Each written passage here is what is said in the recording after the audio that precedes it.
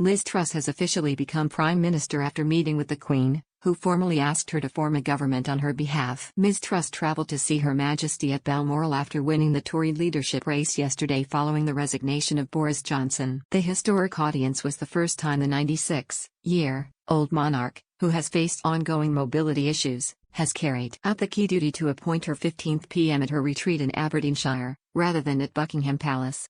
But it might have been an awkward encounter given Ms. Truss once called for the monarchy to be abolished. As a 19-year-old student addressing the 1994 Liberal Democrat Conference, she declared, "We do not believe people are born to rule," and said she had canvassed opinion from the public who told her abolish them. "We've had enough." Ms. Truss, who has since said her political ideas developed as she grew up, said the Queen was far too polite to bring up her previous stance when they met previously.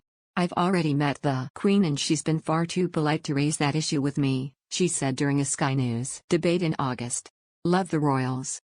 Sign up for the Mirror's daily newsletter to get all the latest news on the Queen, Charles, Kate, Wills, Meghan, Harry and the rest of the firm. Click here to sign up.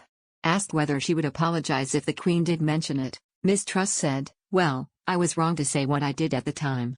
She was also asked by the BBC's Nick Robinson about her previous comments, and she said she was a professional controversialist in her youth and liked exploring ideas and stirring things up.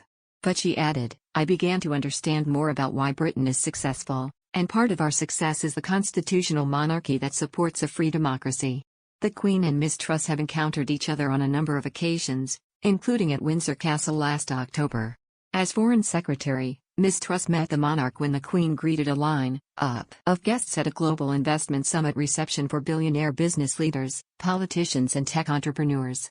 Ms. Truss shook the Queen's hand and appeared from the photographs to have performed a small curtsy. The pair have also met at Privy Council meetings, with Ms. Truss having kissed hands upon appointment and received the seals of office for each of her cabinet roles. She became a Privy Councillor for the first time in 2014 as Environment Secretary.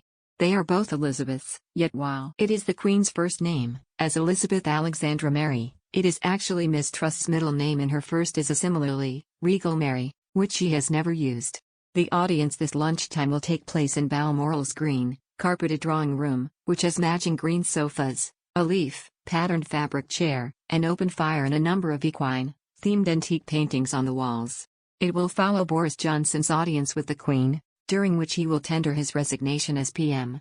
As head of state, it is the Queen's duty to appoint the Prime Minister who leads Her Majesty's government. The Royal Encyclopedia states that the appointment of a Prime Minister is one of the few remaining personal prerogatives of the sovereign. The monarch does not act on advice nor need to consult anyone before calling upon the leader with an overall majority of seats in the House of Commons to form a government. After a new Premier has been appointed, the court circular will record that the Prime Minister kissed hands on appointment. This is not literally the case, and it is usually a handshake.